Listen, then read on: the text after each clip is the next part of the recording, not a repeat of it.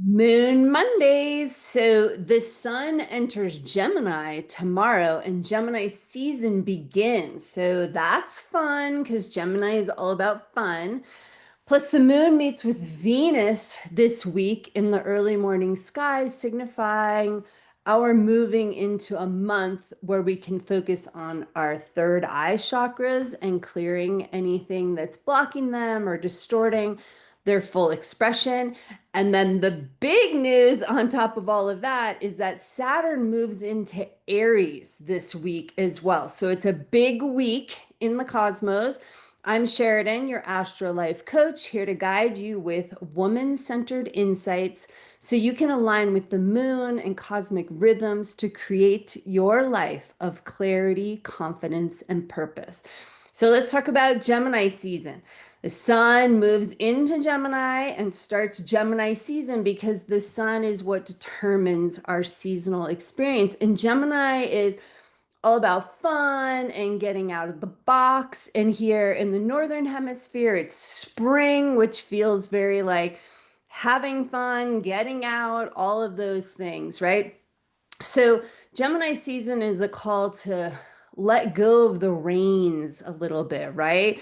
Let go, lighten up, loosen things up, let go of perfection, right? Gemini is all about imperfection and just being able to go with the flow of things, but staying curious and exploring, right? So, it's a great time to lean into kind of like those issues that we keep our box held so tight around us from like beliefs when we were kids or commitments we made unconsciously, any of those kinds of things. Gemini season is a great time to just kind of lighten things up a little bit. And Gemini leads us into the solstice, which is our next seasonal check-in point, right? As we change from spring to summer or fall to winter.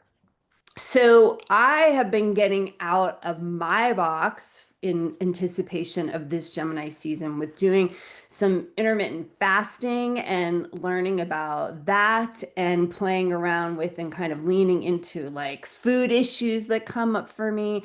I was just reading this interesting article.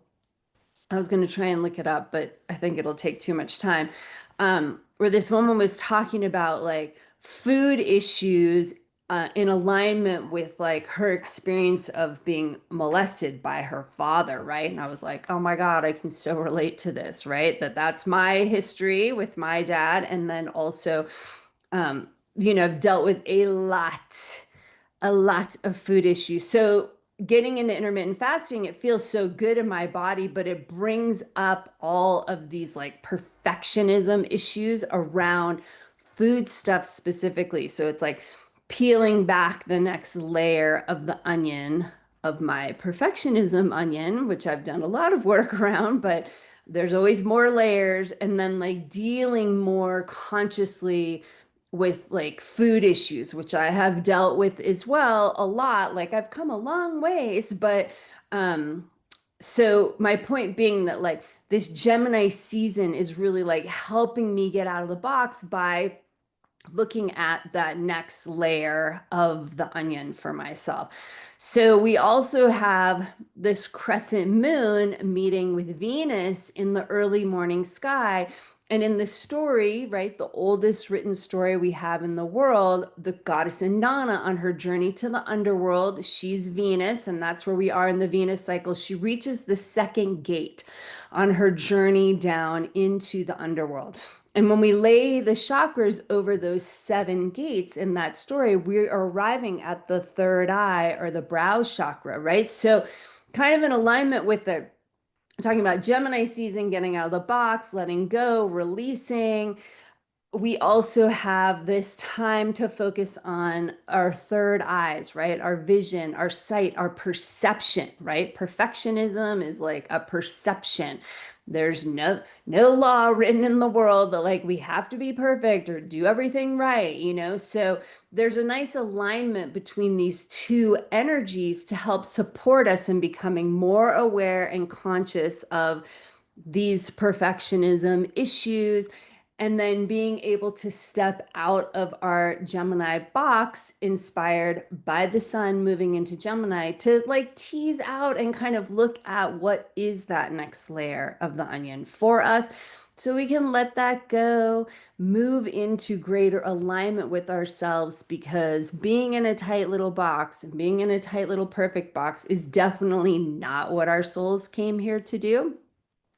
This third eye chakra gate that Venus and the moon move through and into will be in Aries, which is more about that like warrior standing in our power, our own individual uniqueness, right? So there's a nice alignment of energies this week to just kind of look at, where do you hold yourself in a tight little box that's you may feel is so necessary, but if you really start to kind of dive into it, it's like, ooh, that is limiting and constricting, and like there's no law that says I have to be like this. Why have I made this like an internal law? So that is the invitation of the energies this week.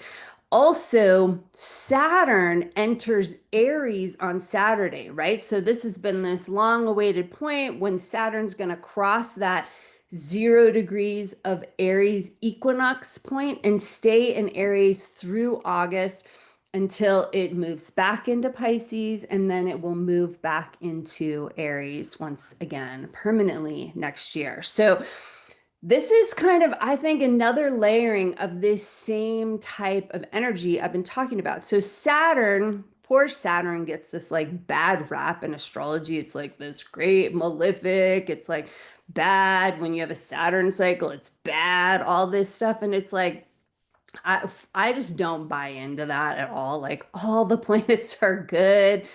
Everything is here for us, helping us. So Saturn can teach us by constriction, which or contraction, which people can feel like, ooh, that's bad, right? That's part of why Saturn gets this bad rap. But Saturn, when the walls start closing in, the gift is that it helps us get really clear what we want to be doing with our time and energy, right? Saturn is what I learned at the Shamanic Astrology Mystery School is a middle world planet from that shamanic perspective.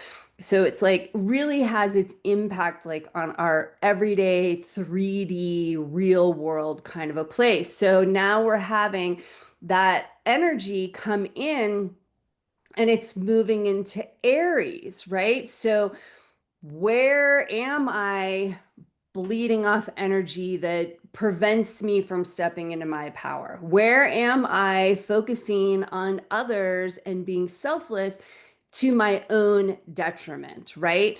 Like Saturn entering Aries helps give us permission to have a healthy dose of selfishness, because I got to focus on myself before I can give to you, or I'm not really doing either of us a service, right? If we're on the airplane, I got to put my own oxygen mask on first before I assist you, right?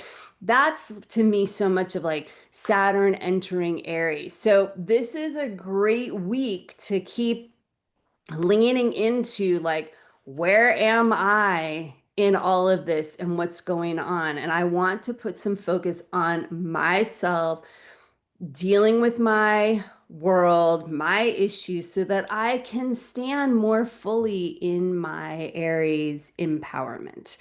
All right, so a little astro-aromatherapy for my plant lovers out here. Um, with the sun moving into Gemini, let's talk about a Gemini essence. Douglas Fir is one of my favorites for Gemini because one, it's grounding. It's a tree, right? Evergreen trees are always grounding. And Gemini can use and need some grounding at times. Air sign, very heady, right? Douglas Fir, the beauty of it is it's like this trickster tree because it's not actually even a real fir tree. It's a different kind of tree, but it's like fir. It's like friendly. The needles aren't pokey. It has a softness to it. It has these like amazing little cones that have these like little tails going into it. And it's lovely, like all of the conifers. So for Gemini season, I'm suggesting Douglas Fir.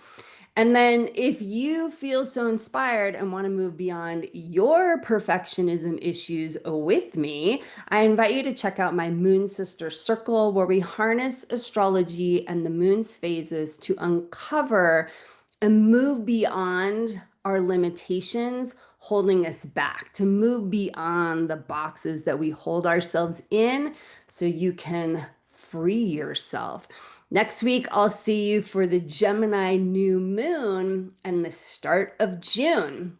Thanks for watching, and I wish you an empowered feminine week.